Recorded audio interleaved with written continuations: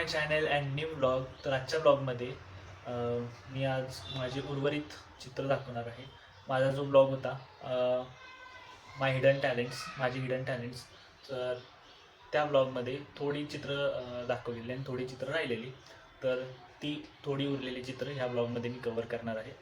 तर तो तो जर ब्लॉग बघितला नसाल तर तुम्ही नक्की जा आणि पहा माझे हिडन टॅलेंट.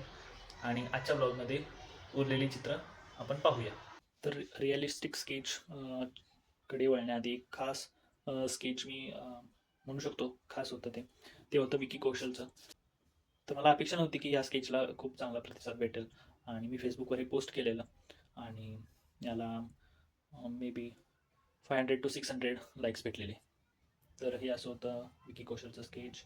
त्याचं आता गाणं खूप फेमस होत आहे, तोबा तोबा.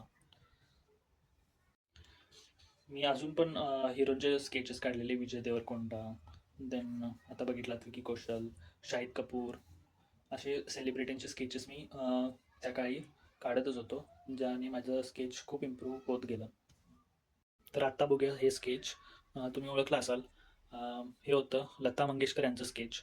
इथून माझी जसं रिअलिस्टिक स्केचकडे बघण्याचा दृष्टिकोन बदलत गेला आणि रिअलिस्टिक स्केच आपण पण काढूया असा विचार माझा दृढ होत गेला. आणि मी असं हे माझं जे पहिलं म्हणू शकताय, पहिलं किंवा सेकंड, पण जे रिअलिस्टिक स्केच काढण्यास सुरुवात केली ते हे असं होतं. मी इथं ट्राय केलेलं की प्रत्येक डिटेल्स कसे काढता येतील. तर लता मंगेशकर यांची साडी जी होती ती व्हाईट कलरची होती. अगेन ती ब्लर होती, तर ब्लर इफेक्ट कसा द्यायचा, परत चेहऱ्यावरचे डिटेल्स कसे काढायचे, डोळ्यांचे डिटेल्स. तर हे मी यात खूप शिकलो आणि हे काहीतरी असं काहीसं असं स्केच काढून तयार झालेलं होतं.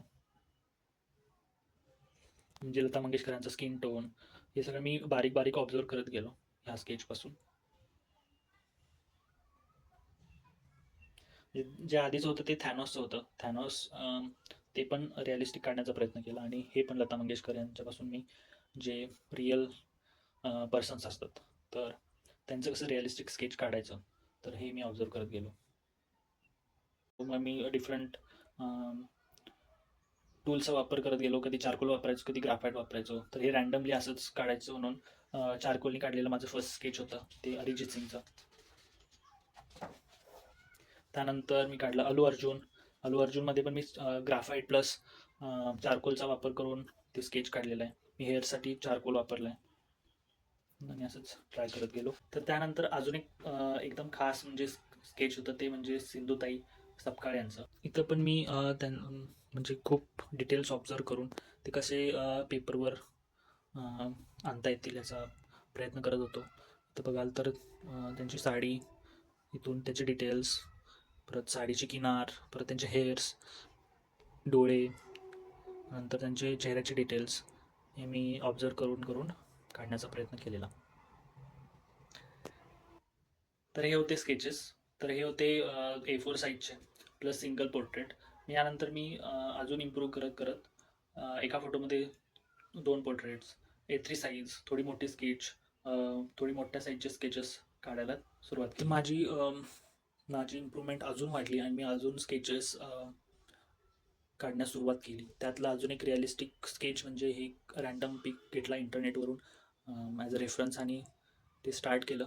तर याचा रिझल्ट असा होता, यात साडीचे डिटेल्स, परत अगेन चष्म्याचे डिटेल्स आणि चेहऱ्याचे डिटेल्स हे काढण्याचा प्रयत्न केला.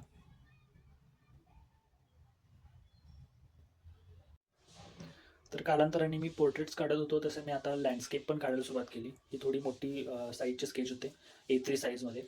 आणि हे जे स्केच आहे ते मी रँडम इंटरनेटवर घेऊन घेतलेलं आहे आणि त्यात ईच अँड ईच डिटेल्स कसे काढता येतील याचा मी विचार करत होतो.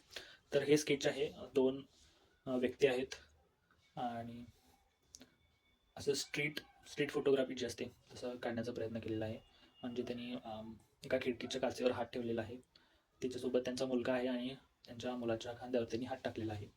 आणि अजून ऑब्झर्व करत गेला तर आपण पाठीमागं बघू शकतो की एक माणूस सायकल काहीतरी करत आहे, एक माणूस तिकडून चालत जात आहे. मग तिथं भिंतीचे डिटेल्स काढले. आणि अजून पाहत गेलो तर आपण जे साडीचे डिटेल्स म्हणू शकता किंवा चेहऱ्याचे डिटेल्स माझे इम्प्रूव्ह होत गेले आणि मी असं काहीतरी पेपरवर काढण्यास यशस्वी झालो. ते हातांचे डिटेल्स, तर काचेचे डिटेल्स हे सगळे मी काढण्याचा प्रयत्न केलेला आहे. सो काहीसं हे असं झालेलं होतं स्केच आणि मलाही खूप आवडलेलं स्केच आणि आणि मस्त मस्त झालेलं आहे. खूप आवडीचं स्केच आहे.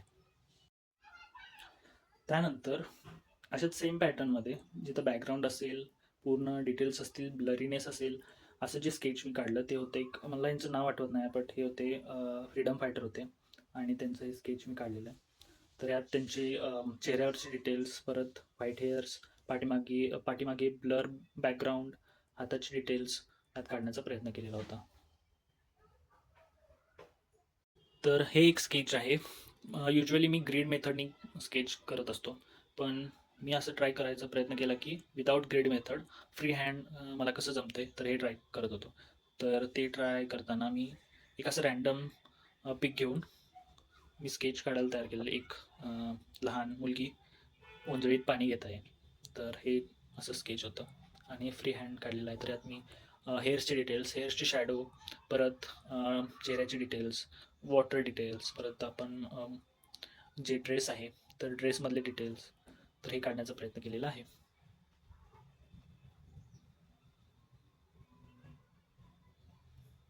तर काहीसं असं चित्र झालेलं होतं. तर हे होते माझे उर्वरित स्केचेस, चित्र.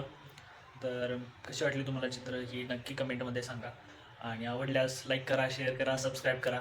And thank you so much for watching. Bye.